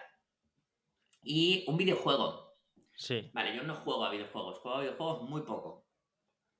Estoy bastante pez, pero hace muy, muy poco he jugado un videojuego que se llama Heavenly Bodies. Es un videojuego muy tonto, muy rapidito, que se tiene que jugar entre dos personas. Y es un videojuego en el que eres un astronauta y vas por ahí flotando por una estación espacial sin gravedad y los joysticks solo te dejan mover los brazos y las manos. Entonces necesitas agarrarte a cosas para Claro. poder ir desplazándote y hacer las misiones. Y es terriblemente frustrante porque tu muñeco es súper torpe todo el rato, no te puedes mover hacia ningún lado. Pero te ríes muchísimo, es muy, muy, muy gracioso porque te Claro. encuentras todo el rato colgado de una mano flotando sin conseguir engancharte. Es una tonta, no es un videojuego, entiéndeme cómo se entienden los videojuegos, No, pero porque yo bueno, no soy jugador de entretiene. videojuegos, soy un jugador social, o sea, no tengo afición por el gaming y son juegos que, o sea, no los conozco, no sé ni lo que está ahora mismo petándolo en videojuegos. Pero este es muy Pero bueno, divertido. pero bueno, me parece una muy buena recomendación también. Está muy chulo. Y la última parte sería, ¿a quién te gustaría ver entrevistado en la experiencia? ¿A quién me gustaría haber entrevistado en la experiencia? Una pregunta difícil también. Claro, ¿a quién me gustaría? Pues Claro. yo qué sé, no sé, a Por Coppola, pero no gustar, lo vas a claro. poder entrevistar. Está difícil. Pues no sé decirte. A ver, déjame pensar en alguien así como que sea una persona interesante, pero un poco alcanzable. Claro, exactamente. Em, hmm, Pues, mira, hay un chico que hace contenido yo lo conozco, pero, quiero decir, tengo cierta relación con él, pero que hace contenido sobre activismo LGTB en redes, que creo que es muy guay todo lo que tiene que decir. Y yo siempre le escucho muchísimo porque me parece que es muy interesante cómo enfoca determinados temas que están ahora mismo en rabiosa actualidad, determinados conflictos sociales que nos están pasando, que estamos viviendo en una época de cambios. Y me gusta porque es un tío muy reflexivo, pero al mismo tiempo tampoco va por ahí pidiendo disculpas. Es Claro. cañero y me gusta. Se llama Daniel Valero. De hecho, publicó un libro que se llama LGTB para principiantes. Y en sus redes se llama Tigrillo. Tigrillo Instagram es Tigrillo IG, Tigrillo TikTok, no sé si es TikTok Tigrillo o algo así, pero vamos, se encuentra fácil. Y es un tío muy interesante. Creo que es una persona muy joven y que es una fuente de conocimiento y de reflexión. Creo que no sé, me gusta mucho lo que hace. Qué guay, me parece un tema buenísimo porque es un tema que nos llega mucha información de muchos sitios, sobre todo de los medios de comunicación, de televisión, etcétera, y muchas veces no tiene nada que ver algunos temas de los que no nos hablan con la realidad, y me parece un tema interesantísimo para traer al podcast, porque yo creo que se pueden quedar claros muchos temas y eso, ¿no? Y clarificar ciertos puntos que mucha gente no conoce. Creo que está muy guay. Pues, Carlos, solo me queda agradecerte que hayas venido al programa. La verdad que para mí ha sido un placer porque he aprendido mucho de cine y me lo he pasado de maravilla. Pues gracias a ti, porque yo he pasado un rato estupendo y he tenido la oportunidad de conocerte y de charlar, así que genial, me lo he pasado muy bien. Genial, pues ya te digo, muchísimas gracias. Y yo siempre digo lo mismo, que si el invitado ha estado a gusto y se lo ha pasado bien, al final eso es lo importante. Pues sin duda, puedes estar seguro. Muchas gracias, Carlos, un auténtico placer.